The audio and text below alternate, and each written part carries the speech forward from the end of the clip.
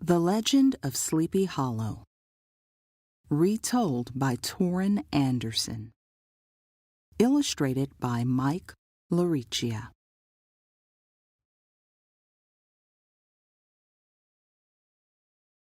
Sleepy Hollow was the quietest place in the world. Besides being haunted, nothing much happened there until the night of the Van Tassel party. Skinny old Ichabod Crane marched into the party with his head held high, resembling a scarecrow dressed in fancy clothes. He was at the party for one reason: Katrina Van Tassel.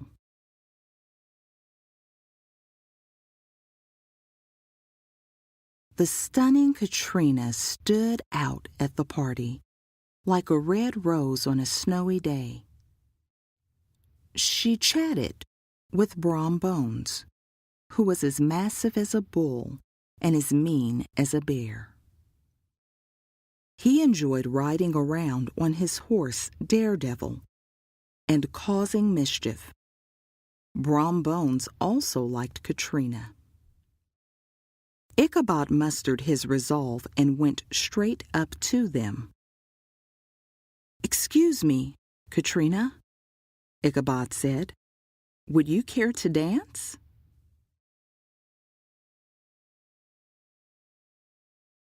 Brom Bones' face turned as red as a boiled lobster. "I'd love to dance," Katrina said as she grasped Ichabod's hand. Ichabod and Katrina twirled around the dance floor as if there were no tomorrow. Ichabod imagined he could dance his way right into Katrina's heart. Stranger things have happened. It's not that she didn't like him. She liked him fine. But a beautiful girl must weigh her options. The longer they danced, the angrier Brom Bones became.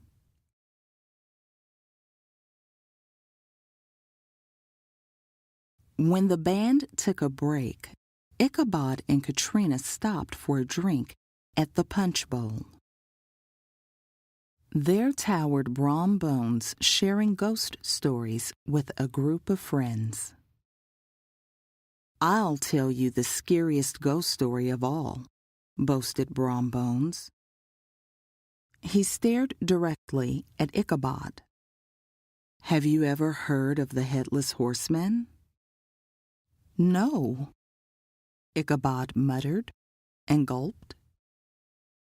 Brom Bones began to whisper, and the group leaned in closer.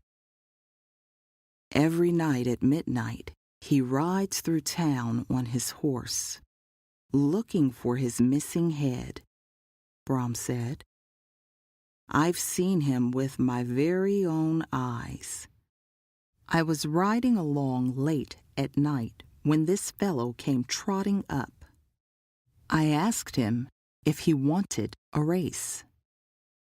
He didn't say a word because he didn't have a head."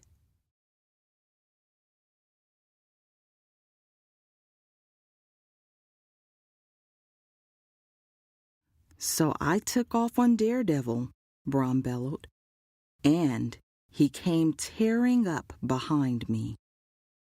I raced him right up to the church bridge.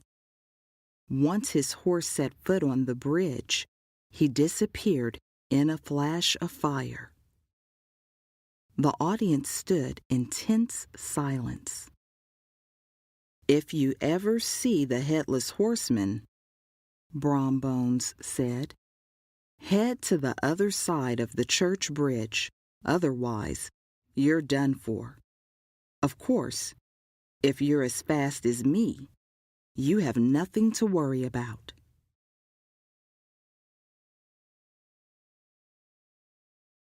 "That was really brave," Katrina fawned. Her eyes shined like jewels in candlelight as she gazed up at the massive Brom Bones. Ichabod took one look at Katrina and grunted. Great imaginary story. He grabbed Katrina's hand and quickly pulled her toward the dance floor.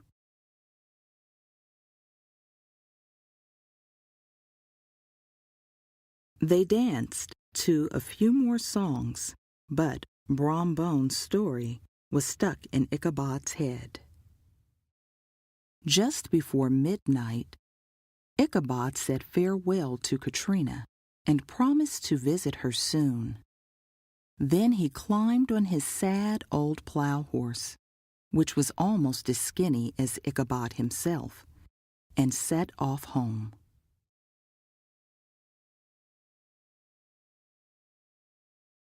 The wind whistled through the branches. An owl shrieked. The headless horseman filled Ichabod's mind. He attempted to sing to keep himself brave, but his voice caught in his throat. Then he heard another sound coming up behind him. A horse.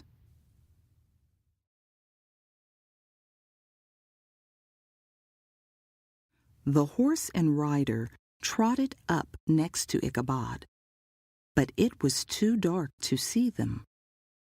"Good evening," Ichabod said. The rider said nothing. Up ahead, Ichabod could make out the church bridge. He started to ride a little faster. The rider matched his pace. "This is strange fog we're having," Ichabod said, trying to make conversation. Again, the rider said nothing. The moon slid out from behind a cloud. Ichabod looked over at the rider and froze. The rider had no head. In his hand, the rider held a huge pumpkin that seemed to glow in the moonlight. He raised it high above where his head should have been as it burst into flames.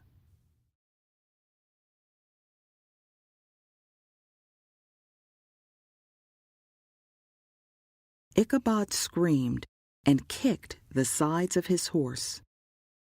The horse barely sped up.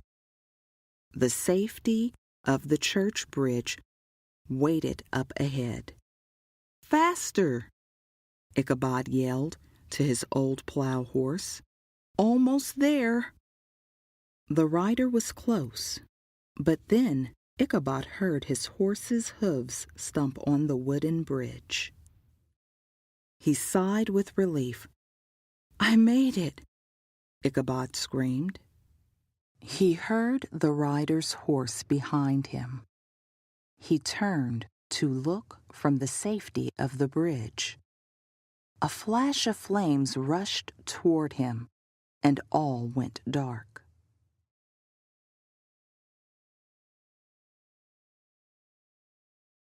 The next morning, a schoolboy discovered Ichabod's horse grazing in a field by the church.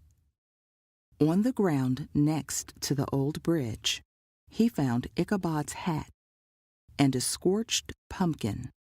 Ichabod himself had disappeared. Not long after Ichabod vanished from Sleepy Hollow, Brom Bones married Katrina. When folks told the story about Ichabod Crane, Brom Bones would always smile. Some said Brom Bones drove Ichabod away. Others, those who knew about such things, swore the headless horseman had taken him on that dark night.